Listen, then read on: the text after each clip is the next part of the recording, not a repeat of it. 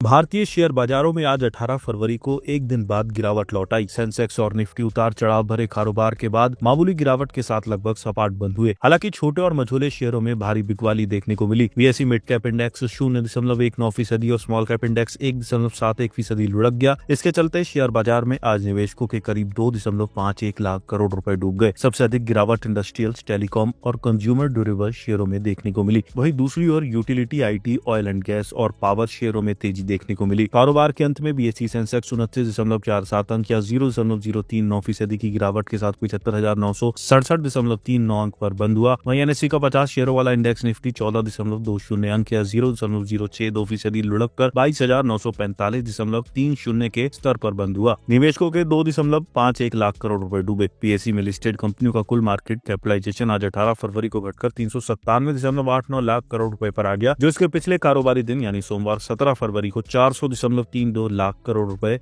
रहा था। इस तरह बीएसई में लिस्टेड कंपनियों का मार्केट कैप आज करीब 2.5 लाख करोड़ रुपए घटा है, या दूसरे शब्दों में कहे तो निवेशकों की संपत्ति में करीब 2.5 लाख करोड़ रुपए की गिरावट आई है। बीएसई सेंसेक्स के 30 में से 15 शेयर आज हरे निशान में यानी बढ़त के साथ बंद हुए। इसमें एनटीपीसी के शेयरों में 2.94% की सबसे अधिक तेजी रही। इसके बाद Zomato, Tech Mahindra, Power Grid और कोटक महिंद्रा के शेयर 0.98% से लेकर 2.15% की बढ़त के साथ बंद हुए। सेंसेक्स के इन 5 शेयरों में रही सबसे अधिक गिरावट। वहीं सेंसेक्स के बाकी 15 शेयर आज गिरावट के साथ बंद हुए। इसमें इंडसइंड बैंक का शेयर 2.38% की गिरावट के साथ टॉप लूजर्स रहा। वहीं Tata consultancy services, Hindustan Unilever, UltraTech cement और महिंद्रा एंड महिंद्रा के शेयर में 0.87% से लेकर 1.87% तक की गिरावट देखी गई। 19 फरवरी को कैसी रह सकती है बाजार की चाल? प्रोग्रेसिव शेयर्स के निदेशक आदित्य गग्गर का कहना है कि बाजार में मिला जुला प्रदर्शन देखने को मिला। निफ्टी के लिए 22,800 के सपोर्ट लेवल ने एक बार फिर अपनी मजबूती साबित की। सुस्त शुरुआत के बाद इंडेक्स में आज गिरावट देखने को मिली। मुख्य रूप से मिड कैप और स्मॉल कैप सेगमेंट में कमजोरी के कारण हुई बाजार दबाव में रहा। निफ्टी ने आज नीचे की तरफ 22,800 के स्तर को फिर से छुआ। हालांकि कारोबारी सत्र मध्य के बाद इंडेक्स ने निचले स्तरों से उभरना शुरू कर दिया और अंततः 14.20 अंकों की मामूली गिरावट के साथ 22,945.30 पर बंद हुआ। सेक्टोरल इंडेक्स पर नजर डालें तो आईटी और एनर्जी सेक्टर में सबसे ज्यादा तेजी रही, जबकि एफएमसीजी और ऑटो सेक्टर में 0.60% से अधिक का करेक्शन देखने को मिला। ब्रॉडर मार्केट में